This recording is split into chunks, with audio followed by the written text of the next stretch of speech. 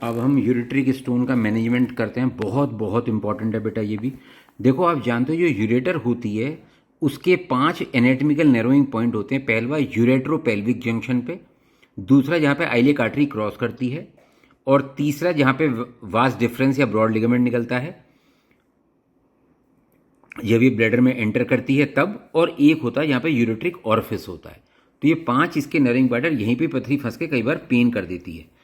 Ureteric colic, haematuria और urinary retention, ये 3 सबसे कॉमन यूरोलॉजिकल इमरजेंसीज हैं।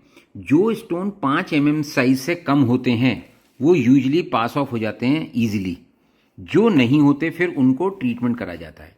The commonest urinary tract stones are calcium oxalate stones. Stones are best diagnose on non contrast CT. Most stones less than 5 minute will pass spontaneously. Medical expulsive therapy remains controversial. कुछ कहते हैं alpha blockers दो, कुछ कहते हैं calcium channel blockers दो, कुछ कहते हैं स्टेरॉइड दो, और कुछ कहते हैं डायरेटिक्स दीजिए, लेकिन ये सब कॉन्ट्रोवर्शियल है। Indication for surgical interventions are persistent pain, obstruction and infection. तो अगर ये 3 चीज़ें हैं, कोई सी भी 3 चीज़ें, तो आपको फिर ऑपरेट कराना पड़ेगा। ठीक है जी। अब इसको जो ट्रीटमेंट है ये बड़ा इंपॉर्टेंट है। एक ट्रीटमेंट है extra corporeal shock wave lithotripsy, ESWL। इसमें क्या करते हैं, ये नॉन इन्वेजिव मेथड है। नॉन इन्वेजिव का मतलब है कि पेशेंट को कोई चीरा वीरा नहीं लगने वाला। पेशेंट को बेड पे लिटाते हैं, OT बेड पे, और उसको कुछ शॉक वेव दी जाती हैं बाहर से बॉडी से, स्टोन को फोकस करके। और जिससे क्या होता है, ये जो different methods of generating shock waves include spark gap, electromagnetic, piezo electric, micro explosive, कोई सी भी हो सकती हैं।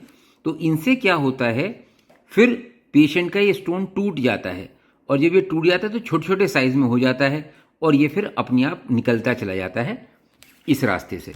भाई यहाँ से सपोज यहाँ पे स्टोन टूटा और फिर ये पेशाब के रास्ते निकल गया। ठीक है जी।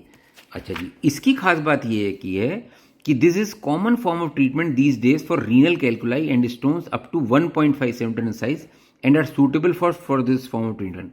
More than one treatment session may be needed to fully treat the stones, especially if it is sizable. तो इसमें कई बार 2-3 सिटिंग भी देनी पड़ जाती हैं। A collection of stone fragment in ureter after ESW for a significant renal stone is given the German name Stensa Street of Stones. Contraindication of ESWL are obese patient, pregnant patients and patients taking oral anticoagulants. ठीक है जी। जो cysteine stones होते हैं वो ESWL से आसानी